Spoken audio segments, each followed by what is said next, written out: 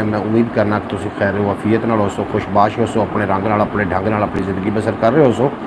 मैं थोड़ा दोस्त मुहम्मद रिखीज़र, तुम वेख रहे हो अपना अपना जनाब चैनल पंजाबी वसेब ते प्रोग्राम बुझो बुझारता प्रोग्राम लैके मैं थोड़ी खिदमत हाज़र हाँ नवीं बुझारतों के नाल। और उम्मीद करना कि मेरे सज्जन बेली सारे ठीक ठाक हो सन, खुशबाश हो सन, अपने खूबसूरत अंदाज के नाल अपनी ज़िंदगी बसर कर रहे हो सन।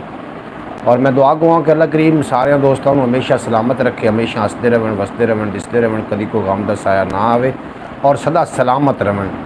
जनाब अल्लाह के बाबरकत नाम तो करिए अज के बरौड़ का आगाज़ जिहदे कब्जा है कुदरत है, थोड़ी तो मेरी जान है, जो पत्थर च पे वो कीड़े को रिजक देंदा है, जो कभी भी किसी भुखा नहीं सौन देंदा, 70 मावां जितना प्यार करता है, हमेशा इंसान का भला चाहता है और हमेशा इंसान के नाल रहिंदा है। जनाब 2-4 शेर 3 शेर तला उस तो बाद बाकायदा तौर पर बरौड़ का आगाज़ हो जाएगा और नवीं बुझारतां लैके मैं जनाब थोड़ी खिदमत हाजिर हो चुका।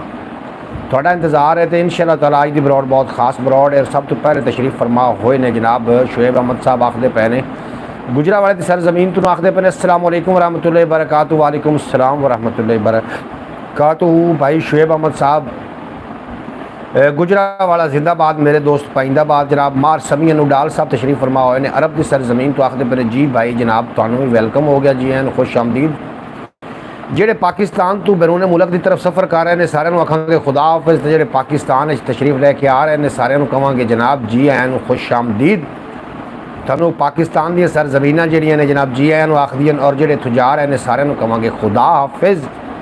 और जितने के बाप मैंने वेखते ने सुनते हैं और मेरी दुआ है कि अल्लाह पाक सारे सलामत रखे, हमेशा हसदे वसदे दिसदे रहन, कोई गम दा साया ना